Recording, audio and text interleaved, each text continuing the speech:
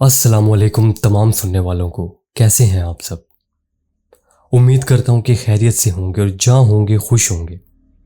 अल्लाह ताला आपको यूं ही खुश रखे और ज़िंदगी में कभी किसी चीज़ का मोहताज ना करे। मेरा नाम हारिस है और मेरे इस channel horror thrill with Haris पर हॉरर स्टोरीज़ और किस्से कहानियाँ अपलोड की जाती हैं। अगर आपको भी ऐसी ही हॉरर स्टोरीज़ किस्से कहानियाँ सुनने का शौक़ है तो देर किस बात की, जल्दी से मेरे चैनल को सब्सक्राइब करें और बेल आइकन को प्रेस करें ताकि आपको मज़ीद ऐसी हॉरर थ्रिलिंग रियल स्टोरी सुनने को मिलती रहें। मेरे चैनल पर और भी काफ़ी सारी जिन, भूत, जंगलात और मिथिकल क्रिएचर से रिलेटेड काफ़ी सारी स्टोरीज़ अपलोड हो चुकी हैं, तो उन स्टोरीज़ को भी ज़रूर सुनें, आपको काफ़ी ज़्यादा मज़ा आएगा। आपके साथ भी ज़िंदगी में कभी कोई ऐसा एक्सपीरियंस हो चुका है जो आपको लगता है कि शेयर करना चाहिए, तो दिए गए व्हाट्सएप नंबर पर शेयर करें, जो कि आपको स्क्रीन पर भी शो हो रहा होगा और नीचे डिस्क्रिप्शन में भी WhatsApp number and Instagram ID mention है। जहां मुनासिब लगे वहां शेयर करें। इंशाल्लाह आप सबकी भेजी गई स्टोरीज पर मैं वॉइस ओवर करूंगा। आज की स्टोरी हमारी एक बहुत ही अच्छी सब्सक्राइबर शमीम अख्तर ने हमारे साथ शेयर की है और उनका कहना है कि ये हॉरर स्टोरी बाकियों से काफ़ी हटकर और मुनफरिद किस्म की है और साथ ही साथ बहुत ज़्यादा खौफनाक है। तो उनकी सेंड की गई स्टोरी को उन्हीं की ज़ुबानी सुनते हैं। तो स्टोरी शुरू करने से पहले आप सबसे रिक्वेस्ट है, जल्दी से अपने हेडफोन्स लगा लीजिए, अंधेरी और खामोश जगह पर बैठ जाइए, लाइट्स को ऑफ कर दीजिए ताकि इस कहानी को और अच्छे से एक्सपीरियंस कर सकें और कहानी का मज़ा ले सकें। तो बगैर देर किए स्टोरी की जानिब बढ़ते हैं।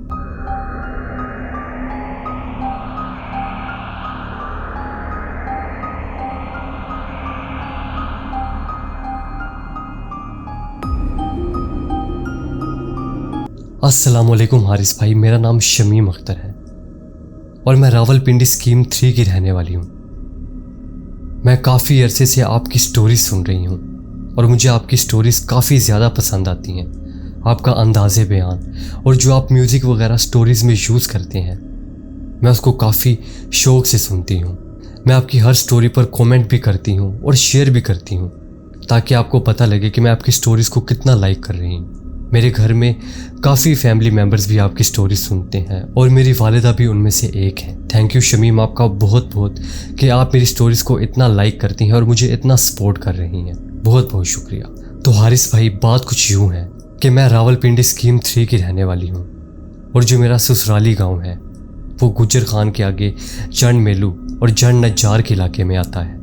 लेकिन मैं अपने बच्चों की स्टडीज़ की वजह से रावलपिंडी में शिफ्ट हो चुकी थी ताकि उनको अच्छी से अच्छी तालीम दे सकें। अक्सर हमारा आना जाना वहाँ पर होता रहता था।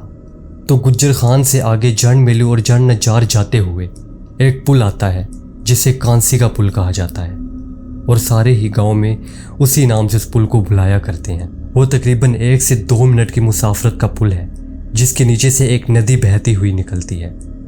तो उस जगह के बारे में मशहूर है कि उस पुल से तकरीबन 100 से 120 फीट के फासले पर एक दरख्त है उसी नहर के साथ, जो कि माना जाता है कि काफ़ी भूतिया है और वो जगह काफ़ी ज़्यादा भारी है।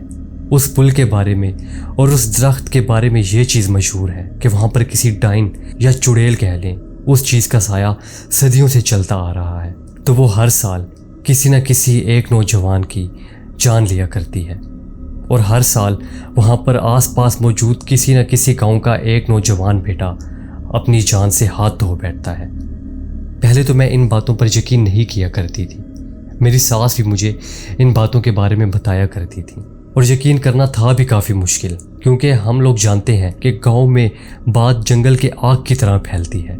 तो इस वजह से ये एक बात किसी एक बंदे ने निकाल दी होगी, जिसकी वजह से फैलती फैलती पूरे गाँव में और काफ़ी अरसे से जो अफवाह है वो फैल चुकी है, जिसकी वजह से लोगों को ये लगता है कि यहाँ पर किसी चीज़ का साया है। हालांकि किसी की किसी भी वजह से उस जगह पर मौत हो जाए तो लोग तो यही समझेंगे ना कि उसको उसी चुड़ैल ने या डाइन ने वहाँ पर मार दिया है। और औरतें तो ऐसी बातें बनाने में माहिर होती हैं। मिसाल के तौर पर किसी का पाँव फिसलने से कोई नहर में गिर के मर गया, कोई डूब के मर गया या किसी भी वजह से, लेकिन उस सारी चीज़ों को बस एक ही नाम दे दिया जाता था कि ये उसी चुड़ैल और डाइन का काम है। मुझे इन बातों पर ज़रा यकीन नहीं होता था, लेकिन फिर मेरी आंखों देखे इस तरह के वाक़यात होने लगे कि मुझे सुनने को मिलता था कि आज फलां गांव का कोई नौजवान मर चुका है और आज फलां गांव का। तो इससे मेरे दिल में भी थोड़ा थोड़ा वहम पैदा होना शुरू हुआ कि हर साल एक ही नौजवान का मरना और एक ही तरीके से मरना और उसी एक ही जगह पे मरना। हो भी सकता है कि जो अफवाहें फैली हुई हैं ये कोई अफवाह नहीं बल्कि सच ही हो। तो ये भी कुछ ज़्यादा नहीं बल्कि थोड़े ही अरसे पुरानी बात होगी कि मेरे शोहर का भतीजा, मतलब कि ये हमारे अपने ही घर की बात है, वो उसी ब्रिज की तरफ से होता हुआ अपने स्कूल जाया करता था और वो काफ़ी समझदार, होनहार और लायक बच्चा था और कभी भी कोई शैतानियाँ वगैरह नहीं किया करता था। तो वो भी उस पुल से गुजर कर जा रहा था तो उसके साथ भी कुछ ऐसा ही हुआ। हालांकि वो पानी के बिल्कुल करीब भी नहीं जाया करता था और इस तरह की कोई शरारतें वगैरह भी नहीं किया करता था। तो गांव के ही कुछ लोग जो वहाँ पर खड़े हुए थे उन्होंने देखा कि वो बच्चा अपना बैग बिल्कुल नहर के किनारे पर रख कर और नहर की तरफ चलता जा रहा है और बिल्कुल ऐसे चल रहा है कि जैसे उसको किसी चीज़ ने कंट्रोल किया हुआ है। कि इतनी ही देर में वो क्या देखते हैं कि वो एक बिल्कुल तेज़ सी फोर्स के साथ पानी के अंदर चला गया और उसके बाद वो बिल्कुल ऊपर नहीं आया। हालांकि जब इंसान डूब रहा हो तब तड़पता भी है, लेकिन ऐसा भी उनको कुछ देखने को नहीं मिला। उन्होंने 5 से 6 सेकंड तो वहीं खड़े होकर देखा। उसके बाद वो भागकर उस जगह पर गए। जाकर उनको क्या पता चलता है कि वहाँ पर तो कोई भी नहीं है, सिर्फ वो बैग पड़ा हुआ था। उन्होंने पानी में थोड़ा बहुत अंदर जाकर देखा। उसके बाद उन्होंने उसके घर वालों को इन्फॉर्म किया क्योंकि वो उसी गांव में रहा करते थे और गांव में लोग तकरीबन एक दूसरे को जाना करते हैं। तो उनको पता था कि ये किस घर का बच्चा है। तो उन बंदों में से एक बंदे ने उनके घर इन्फॉर्म किया और उनके घर वाले जल्दी से इस लोकेशन पर आए और उनके साथ सर्चिंग टीम्स वगैरह भी आई। उन्होंने काफ़ी देर उस बच्चे को वहाँ पर तलाश किया। तो तलाश करने के बाद वो बच्चा वहाँ पर कहीं भी नहीं मिला, लेकिन वो आदमी बताते हैं कि उन्होंने अपनी आंखों के सामने उसको इसी जगह पर जाते देखा था और इतनी देर में वो इतना आगे तो निकल नहीं सकता था। उसके बावजूद उसके घर वाले जो हैं वो काफ़ी ज़्यादा परेशान हुए। वो सर्च एंड रेस्क्यू ऑपरेशन तकरीबन 4-5 घंटे चलता रहा। तो एंड पर नतीजा क्या निकला कि उसकी जो डेड बॉडी थी वो वहाँ से जो तीसरा गांव पड़ता था, वहाँ से जब वो नहर गुजरती है तो उस लोकेशन से उस बच्चे की डेड बॉडी मिली। उसके घर पर तो जैसे क़यामत तारी हो चुकी थी। घर वालों पर एक ही दिन में क़यामत टूट पड़ी थी। उनका इतना प्यारा और जवान बच्चा फौत हो चुका था। वो तो इस चीज़ पर यकीन ही नहीं कर रहे थे क्योंकि उसने पहले कभी इस तरह की कोई हरकत नहीं की थी, ना ही कभी नहर के करीब गया था। और जिस चुड़ैल के बारे में बातें कहा जाती हैं वो ये है कि उस दरख्त के नीचे ही एक पत्थर सा है नहर में और वो उसी के नीचे किसी गार में इंसान को खींच कर ले जाया करती है। और नौजवान लोगों को मारने का एक ये भी रीज़न है कि ऐसी चीज़ें इसलिए नौजवानों को मारा करती हैं जिसकी वजह से उनकी उम्र बढ़ती है और उनकी जवानी कायम रहती है। ऐसे किस्से भी आप लोगों ने पहले अक्सर सुन रखे होंगे। इस वाक़ये के बाद मैंने भी इस बात पर बिल्कुल यकीन कर लिया था कि वहाँ पर वाकई ही किसी चीज़ का साया है और ये जगह बहुत ज़्यादा भारी है। उससे पहले भी हम उस जगह से गुजरा करते थे और मैं उस जगह को देखा भी करती थी, लेकिन पहले कभी भी मेरे दिल में ऐसी फीलिंग नहीं आई थी। हालांकि मेरी जो सास है उन्होंने मुझे बताया हुआ था कि इस जगह पर यह सब कुछ होता है और हर साल एक नौजवान यहाँ पर मरता है, लेकिन अब मुझे भी इस बात पर यकीन हो चुका था और जो लोग कहते थे मुझे अब पता चल चुका था कि वो सच कहते हैं। और अब तो हमारे अपने ही ख़ानदान का एक बच्चा इस दुनिया से इसी वजह से जा चुका था। ज़्यादातर ये काम जुलाई और अगस्त के महीनों में हुआ करता था जब बारिशें ज़्यादा हुआ करती थी और नहर में पानी बढ़ जाया करता था। तो मेरा मानना तो ये है कि इन्हीं 2 महीनों के दरमियान वो चीज़ उधर बहुत ज़्यादा हावी हो जाया करती थी और काफ़ी सदियों से वो ये चीज़ करती आ रही थी। जैसे ये कहानियाँ हम तक पहुँच रही थीं वैसे ही जन मेलू और जन नज्जार के साथ एक और भी गाँव था जहाँ पर एक 21 से 22 साल का नौजवान था। वो भी ये तमाम वाक़यात सुन रहा था और ये बच्चे की खबर सुनने के बाद वो भी आपे से बाहर हो गया और अपने घर में जा पहुंचा और कहने लगा कि इस चीज़ को मैं ख़त्म करूंगा। इसने क्या ड्रामा बनाया हुआ है, हर साल किसी न किसी नौजवान की जान ली जा रही है। हो सकता है कि इसी चुड़ैल या डाइन की आड़ में कोई और ये सब कुछ कर रहा हो और नाम इसी चीज़ का लगा रहा हो। तो उसके घर वाले कहने लगे कि जिन लोगों की भी यहाँ पर मौत होती है, नौजवान और कुंवारे लड़के, तो उनमें से कभी भी किसी के पास ऐसा नहीं हुआ कि उसके चीज़ें लूट ली गई हों या उन पे इस वजह से हमला किया गया हो कि उनका कीमती सामान वगैरह चुराया जाए। हालांकि जो अभी रिसेंटली वाक़या हुआ है उस बच्चे के साथ, वो तो स्कूल का बच्चा था और उसको मार के कोई उससे क्या ही ले लेगा। तो ये बात तो पक्की है कि उस जगह पर वाकई ही किसी चीज़ का साया है। और उसकी माँ अपने बेटे को कहने लगी कि तुम वहाँ कतई नहीं जाओगे क्योंकि हम तुम्हें नहीं खोना चाहते, और ये हम जानते हैं कि वो जगह कितनी भारी और कितनी ज़्यादा खौफनाक है। लेकिन वो लड़का भी बहुत ज़्यादा ज़िद्दी था और इस तरह के तमाम वाक़यात सुनने के बाद वो भी अपने आपे से बाहर हो चुका था और कहने लगा था कि जो मर्ज़ी हो, इस चीज़ को मैं ही मारूंगा और मैं अब किसी की सुनने वाला नहीं। या तो वो मुझे मारेगी या मैं उसको। इसके अलावा मैं अब किसी और नौजवान कुंवारे लड़के को उस जगह पर मरने नहीं दूंगा। तो उसके घर वालों ने उसको समझाया और उसके कज़न्स ने भी। तो उन्होंने समझा कि जोश में भी फ़िलहाल इस तरह की बातें कर रहा है और इसका ये जोश थोड़ी ही देर में ख़त्म हो जाएगा। लेकिन उस लड़के का ये जोश ख़त्म होने वाला नहीं था। उसने एक खंजर अपने पास रखा, अपने साथ एक आयतल कुर्सी रखी और उसके बाद अपने साथ एक लाइटर रखा, लाइटर जिससे आग जलाई जाती है, और एक टॉर्च लाई और रात होने का इंतज़ार करने लगा। अब सब लोग भी उसकी बात को भूल चुके थे कि उसने जोश में आकर ये सब बातें कही होंगी। लेकिन वो तो बस रात के 12 बजने का इंतज़ार कर रहा था कि जब बिल्कुल सब लोग गहरी नींद में सो चुके होंगे तो तब वो छुपता छुपाता हुआ घर से निकलेगा और उस तरफ जाएगा।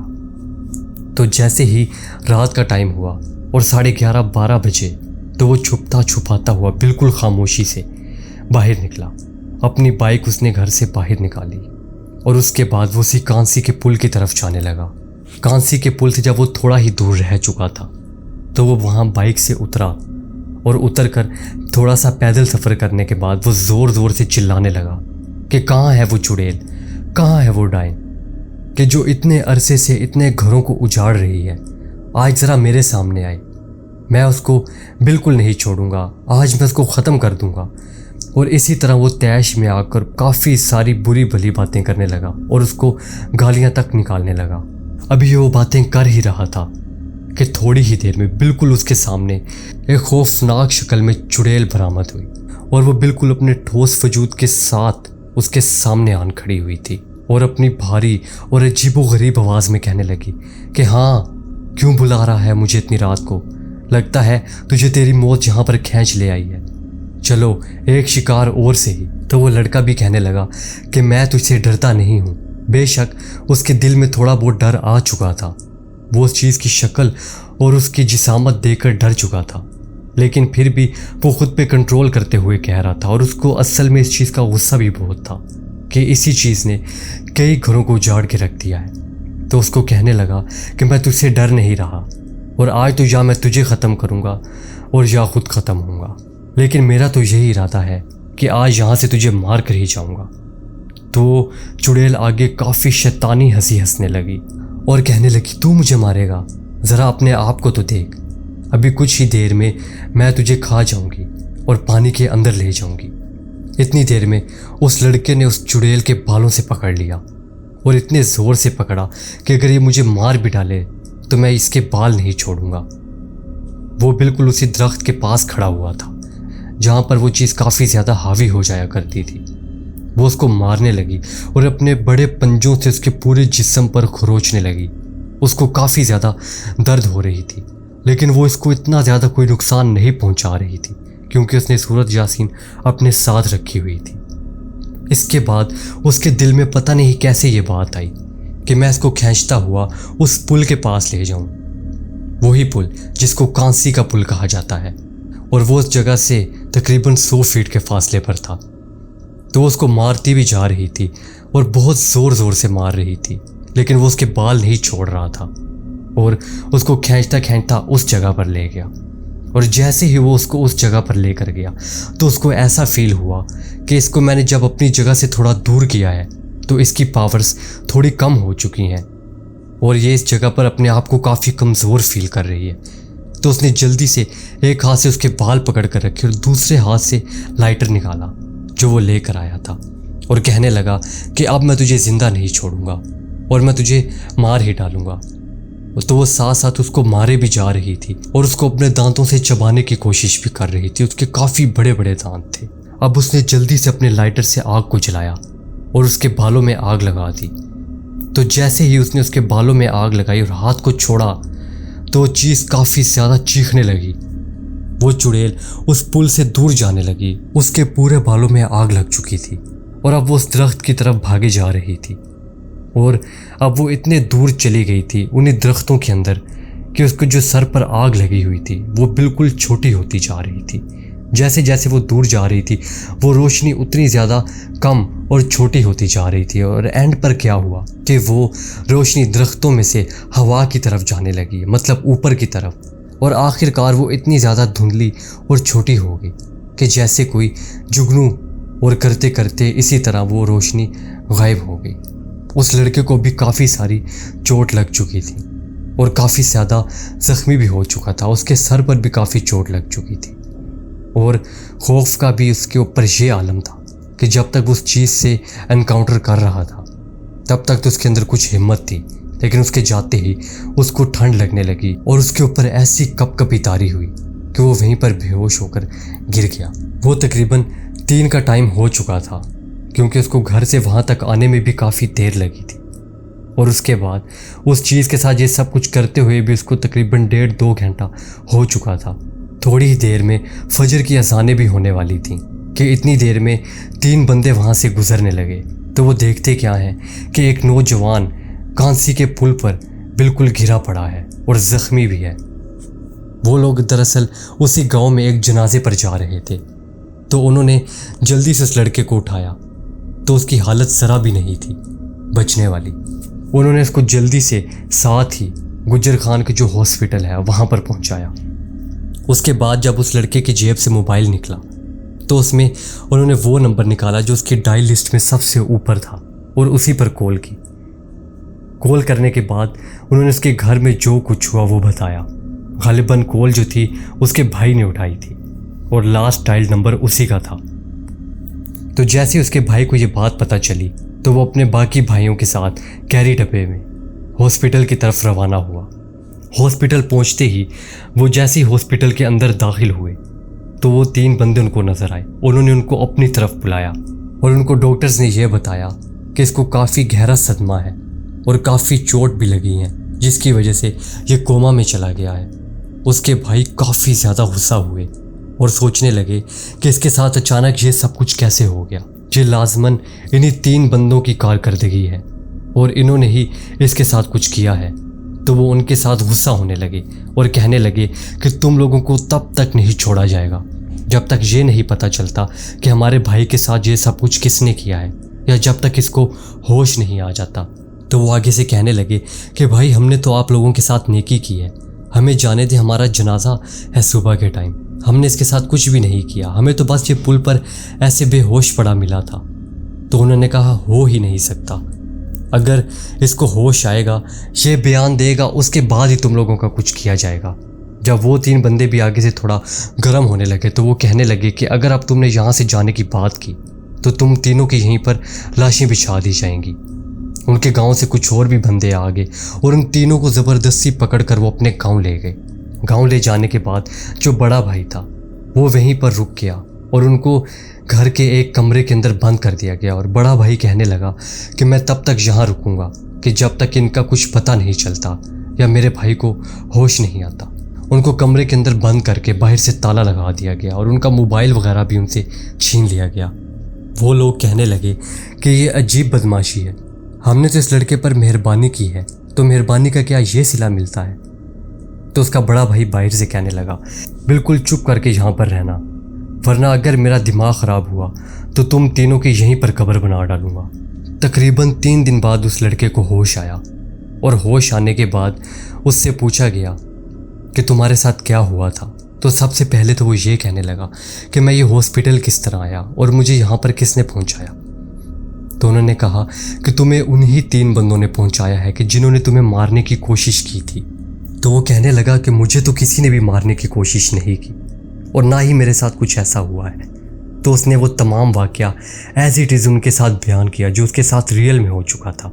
ये सुनने के बाद जो बंदे भी वहाँ पर मौजूद थे वो काफ़ी ज़्यादा शर्मिंदा हुए और कहने लगे कि जल्दी से बड़े भाई को कॉल करो और उन्हें कहो कि उन तीनों बंदों को इज्जत से हॉस्पिटल के अंदर लेकर आए। भाई को होश आ चुका है और उसने सारी डिटेल्स बता चुकी हैं और वो तीनों इसमें इन्वॉल्व नहीं थे। बड़े भाई को पता चलते ही उन्होंने उनसे माजरत की, उनको खोला और गांव के ही कुछ बंदों के साथ उन तीनों को हॉस्पिटल लाया गया। हॉस्पिटल आकर उस लड़के ने उनसे माजरत की और काफ़ी माफ़ियाँ मांगी कि आपने तो मेरी जान बचाई और मेरे घर वालों ने आपके साथ ये सब कुछ किया। मैं आपके सामने बहुत शर्मिंदा हूँ और आपसे माफ़ी मांगता हूँ। इसके बाद उसके भाइयों ने और बाकी गांव वालों ने भी उससे माफ़ी मांगी और उनको कहने लगे कि हम अपनी इस हरकत पे बहुत शर्मिंदा हैं। अब हमें आप अपनी मेहमान नवाजी करने का मौका ज़रूर दें, नहीं तो हम पूरी ज़िंदगी इसी शर्मिंदगी में मुब्तला रहेंगे।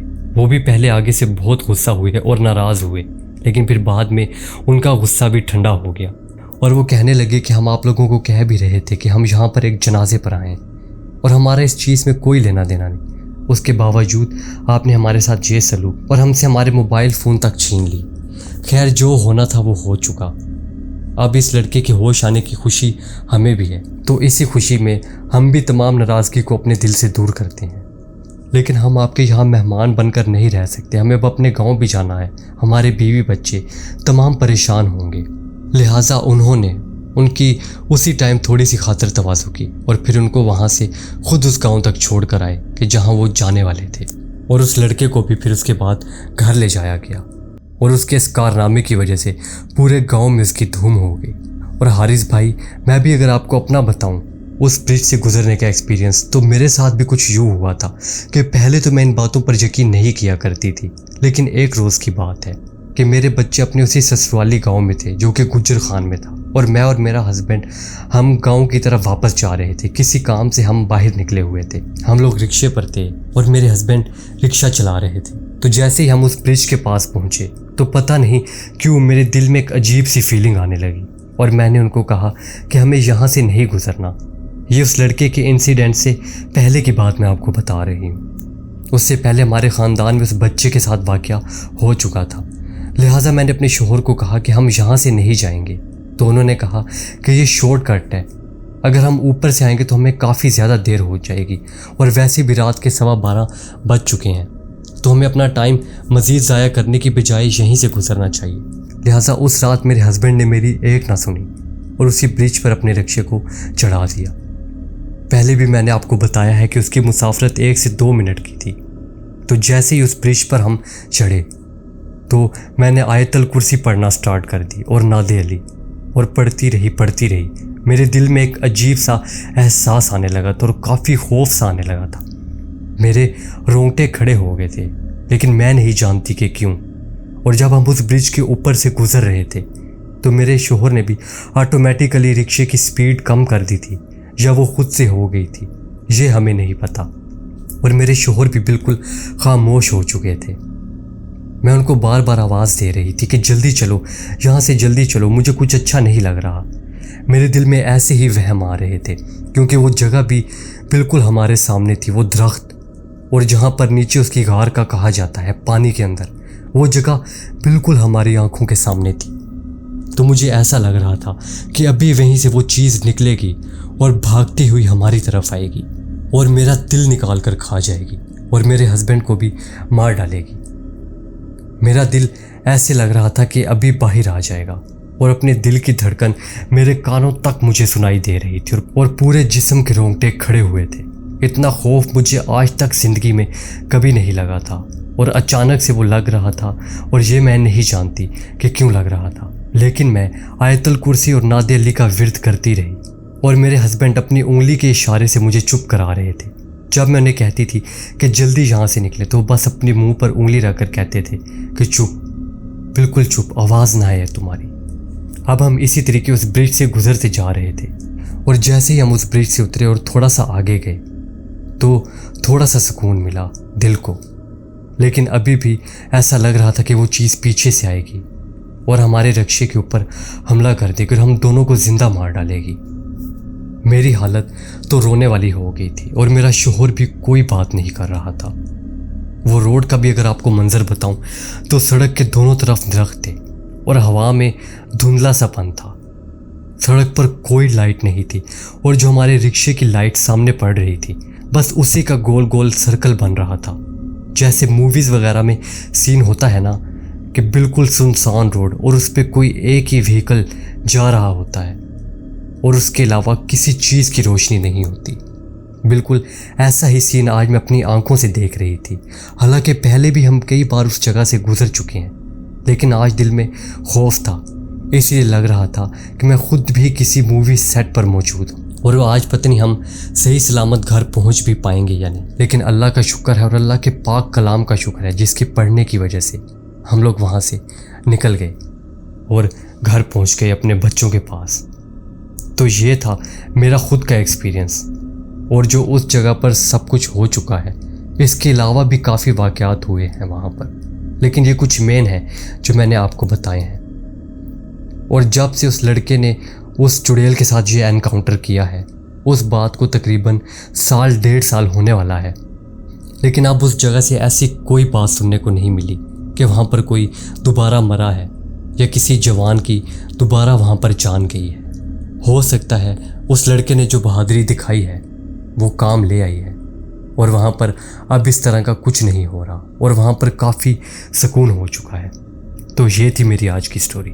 तो व्यूअर्स, कैसी लगी आज की स्टोरी कमेंट सेक्शन में ज़रूर बताएं और वीडियो को थम्स अप ज़रूर दें और ये भी बताएं कि आपको आगे किस टाइप की और किस टॉपिक पर स्टोरीज चाहिए। मिलते हैं नेक्स्ट स्टोरी में एक और खौफनाक और दिलचस्प किस्से के साथ। तब तक के लिए स्टे ट्यून्ड। अल्लाह हाफिज़।